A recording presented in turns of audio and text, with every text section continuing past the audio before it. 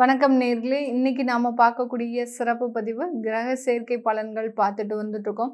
ஒவ்வொரு ராசியிலையும் ஒவ்வொரு கிரக சேர்க்கை இருந்தது அப்படின்னா என்ன மாதிரியான ஒரு லைஃப்ல மாற்றங்கள் நடக்கும், அடுத்து உங்களுடைய ஜாதக ரீதியாக அந்த கிரக சேர்க்கைகள் உங்களுடைய லைஃப் டைமா என்னென்ன பிரச்சனைகளை கொடுக்கும், எந்த இடத்துல உங்களுடைய வளர்ச்சிகள் தடைபடுது அப்படின்றது தான் நம்ம பார்த்துட்டு இருக்கிறோம். அதனுடைய வரிசையில இன்னைக்கு நாம பார்க்கக்கூடிய ராசி என்பர்கள் விருச்சிக ராசி என்பர்கள். காலபுருஷனுக்கு 8ஆம் இடத்துல இருக்கக்கூடிய ராசி என்பர்கள் விருச்சிக ராசி என்பர்கள். இந்த ராசியில செவ்வாய் ஆட்சி பெறுகிறாரு. அடுத்து பார்த்தீங்கன்னா சந்திரன் நீச்சம் அடையுது. இந்த மாதிரியான கிரகங்களினுடைய தாக்கம் இந்த விருச்சிக ராசி என்பர்களுக்கு அதிகப்படியாக இருக்கும். இந்த விருச்சிக ராசி என்பர்கள் எப்போதுமே பார்த்தீங்கன்னா ஒரு விஷயங்களை ஆழ் மனதோட செய்யக்கூடிய ஒரு நபர்கள் அப்படின்னு சொல்லலாம். ஏன்னா அதிகப்படியாக சின்ன வயசுல இருந்தே ஏதாவது ஒரு பிரச்சனைகளை சந்திச்சுட்டு வந்துட்டு இருப்பாங்க. மேக்சிமம் விருச்சிக ராசி என்பர்கள் தன்னுடைய பெற்றோர்களோடு வளர்ந்த நபர்களாக இருக்க மாட்டாங்க. பெற்றோர்களினுடைய அரவணைப்பு அப்படின்றது இந்த விருச்சிக ராசி என்பர்களுக்கு கொஞ்சம் குறைவாகவே தான் இருக்கும். அதனால எதையுமே ஒரு சமாளிக்கக்கூடிய ஒரு அமைப்பு அப்படின்றது இந்த விருச்சிக ராசி என்பர்களுக்கு இருக்கும். பெற்றோர்களினுடைய அரவணைப்பு இல்லாம இருக்கிறதுனால அந்த பெற்றோர்கள் கிட்ட பாசம் குறைவாக இருக்குமா அப்படின்னு கேட்டீங்கன்னா, இந்த விருச்சிக ராசி என்பர்கள் மாதிரி அந்த பெற்றோர்களை கவனிக்கக்கூடிய ஒரு நபர்கள் இந்த உலகத்துல யாருமே கிடையாது. அந்த அளவிற்கு அந்த விருச்சிக ராசி என்பர்கள் தான் அந்த பெற்றோர்களுக்கு முழு சப்போர்ட்டா இருக்கக்கூடிய ஒரு நபர்களாக இருப்பாங்க. இந்த விருச்சிக ராசியில இருக்கக்கூடிய நட்சத்திர அன்பர்கள் அப்படின்னு பார்க்கும்போது விசாக நட்சத்திர அன்பர்கள், அனுஷம் நட்சத்திர அன்பர்கள், கேட்டை நட்சத்திர அன்பர்கள், இந்த 3 நட்சத்திரத்தையும் உள்ளடக்கியது தான் இந்த விருச்சிக ராசி. இந்த விருச்சிக ராசி என்பர்களுக்கு எந்த கிரக சேர்க்கை நல்ல ஒரு வாழ்க்கை மாற்றத்தை கொடுக்கும் அப்படின்னு கேட்டீங்கன்னா, இந்த விருச்சிக ராசி என்பர்களுக்கும் சரி, துலாம் ராசி நான் முன்னாடி சொன்ன பதிவுல இந்த துலாம் ராசி என்பர்கள் இவங்க இந்த 2 ராசி என்பர்களுக்கும் சனி பகவான் தான் அதிகப்படியாக நன்மைகளை கொடுக்கக்கூடிய ஒரு அமைப்பு. ஆனா 7.5 சனியில தான் மேடம் நாங்க எல்லா பிரச்சனையுமே அனுபவித்தோம். 7.5 சனி அப்படின்றது பார்த்தீங்கன்னா உங்களுடைய வாழ்க்கை பாடத்துல ஒரு முக்கியமான ஒரு அத்தியாயம்னே சொல்லலாம். ஏன்னா 7.5 ஆண்டுகள் அவர் ஒரு 2.5 வருஷமா பார்த்தீங்கன்னா முன்பாதி பின்பாதி மிட் பாயிண்ட் இப்படின்னு சொல்லி ஒரு 2.5 வருஷத்துக்கு உங்களுக்கு முக்கியமான ஒரு அத்தியாயங்களை கற்றுக் கொடுக்குறார். அதுதான் அந்த 7.5 சனியினுடைய முழு அமைப்பும். ஆனால் இந்த விருச்சிக ராசி என்பர்களுக்கெல்லாம் இந்த சனி பகவான் தான் முழுமையான வாழ்க்கை ஏற்றத்தை ரொம்ப மைல்டாக தான் கொடுப்பார். ஏன்னா சனி பார்த்தீங்கன்னா ஒரு மெதுவாக நகர்ந்து செல்லக்கூடிய குளிர்ந்த கிரகம். அந்த மாதிரியான ஒரு அமைப்பை இருக்கிறதுனால கொஞ்சம் பாசிட்டிவான விஷயங்கள் கொஞ்சம் லைஃப்ல ரொம்ப லேட்டாக தான் நடக்கும். அதுக்காக எங்களுக்கு மேரேஜே நடக்காம இருக்கு மேடம், அதனால எப்போதான் நடக்கும், எங்களுக்கு எல்லாம் முடிஞ்சதுக்கு அப்புறம் எங்களுக்கு மேரேஜ் நடந்தா என்ன நடக்காட்டி என்ன அப்படின்ற மாதிரியான சில ஏக்கங்கள்லாம் இருக்கும் இந்த விருச்சிக ராசி என்பர்களுக்கு. மேரேஜ் சம்பந்தப்பட்ட விஷயங்கள்ல இந்த விருச்சிக ராசி என்பர்கள் அந்த ஒரு வயசுல முடிவெடுக்க மாட்டாங்க. ஏன்னா இன்னும் கொஞ்சம் போகட்டும், நம்ம செட்டில் ஆகிக்கலாம், இன்னும் கொஞ்சம் நம்ம போகட்டும் செட்டில் ஆகிக்கலாம், அந்த மனநிலை பார்த்தீங்கன்னா இவர்களுக்கு எப்போதுமே ஒரு கான்ஃபிடென்ட்டாக இருக்காது.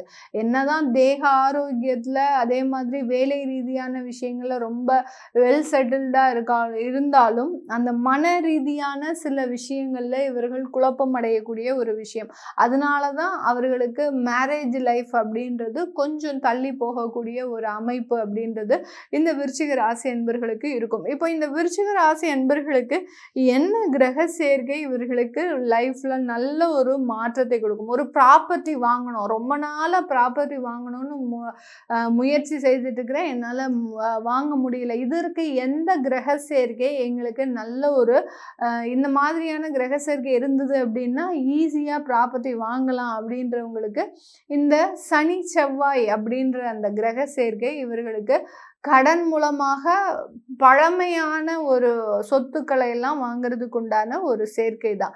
அதாவது செவ்வாய்ன்றது உங்களுடைய ராசிகாரகன். அடுத்து பார்த்தீங்கன்னா, சனின்றது பார்த்தீங்கன்னா, உங்களுடைய 4ஆம் இடத்திற்குரியவர். அப்படி இருக்கும்போது, இந்த சனி, செவ்வாய் கிரக சேர்க்கை பெற்று இருக்கும்போது, உங்களுக்கு அந்த ஓல்டு ப்ராப்பர்ட்டீஸ வாங்குறதுக்கு உண்டான முழு அமைப்பும் கிடைக்கிறதுக்கு உண்டான ஒரு நேரம். அப்போ நம்ம புது வீடு வாங்கணும் அப்படின்னா, அதுக்கு எதற்குண்டான ஒரு கிரக சேர்க்கை நல்ல ஒரு அமைப்பை கொடுக்கும் அப்படின்னு கேட்டிங்கன்னா, செவ்வாய் சேர்க்கை பெற்று இருந்து குருவும் சேர்க்கை பெற்று இருக்கும்போது, அந்த செவ்வாயும் குருவும் சேர்க்கை பெறும்போது, குருமங்கள யோகம்னு சொல்லுவோம் இல்லையா? அந்த குருவும் செவ்வாயும் சேர்க்கை பெற்று இருக்கும்போது, இந்த விருச்சிக ராசி என்பர்களுக்கு புதிய வீடு கட்டுவதற்குண்டான ஒரு பாக்கியங்கள், ஒரு வரங்கள் அப்படின்றது கண்டிப்பாக இருக்கக்கூடிய ஒரு அமைப்பு. வண்டி, வீடு, வாகனம் இதெல்லாமே ஒரு குறையாத செல்வமாக தான் இந்த விருச்சிக ராசி என்பவர்களுக்கு இந்த குருமங்கள யோகம், குரு செவ்வாய் சேர்க்கை பெற்ற அந்த கிரகங்கள் முழுமையான ஒரு வளர்ச்சிகளை கொடுக்கக்கூடிய ஒரு அமைப்பை கொடுக்கும். இந்த இடத்துல இந்த விருச்சிக ராசி என்பவர்களுக்கு ஒரு சின்ன ஒரு நெகட்டிவான விஷயம் என்ன அப்படின்னு கேட்டிங்கன்னா, செவ்வாய் உங்களுடைய ராசியின் மீது பயணிக்கும் போது வேலையில நிரந்தர உத்தியோகம் அப்படின்றது தடைபட்டுக்கிட்டே இருக்கும். ஏன்னா வேலையில ரொம்ப நேர்மையா இருப்பீங்க. இதனால கோபம் அதிகப்படியாக இருக்கும். அந்த கோபத்தினால ஏதாவது ஒரு சில விஷயங்களை நீங்க சுட்டி காட்டும்போது அந்த இடத்துல இருந்து நீங்க தான் முதல்ல வெளியேறி வரக்கூடிய ஒரு அமைப்பு அப்படின்றது இந்த செவ்வாய் உங்களுடைய ராசியின் மீதே பயணிக்கும் போது இந்த மாதிரியான கிரக சேர்க்கைகள் உங்களுக்கு தேவையில்லாத தொந்தரவுகளை அந்த வேலை ரீதியான சில விஷயங்கள்ல கொடுக்கறதுக்கு உண்டான ஒரு நேரமாக இருக்கும்.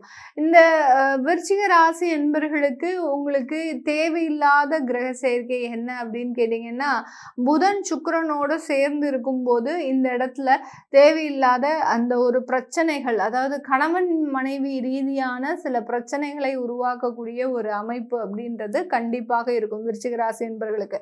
ஏன்னா புதன் பார்த்தீங்கன்னா அஷ்டமாதிபதி அப்படின்றது இருக்கிறதுனால, அஷ்டமாதிபதி அந்த சுக்கிரன் களத்திர ஸ்தானாதிபதியோட சேர்க்கை பெற்று இருக்கும்போது கணவன் மனைவி ஒற்றுமை அப்படின்றது இந்த இடத்துல பாதிக்கப்படக்கூடிய ஒரு அமைப்பு.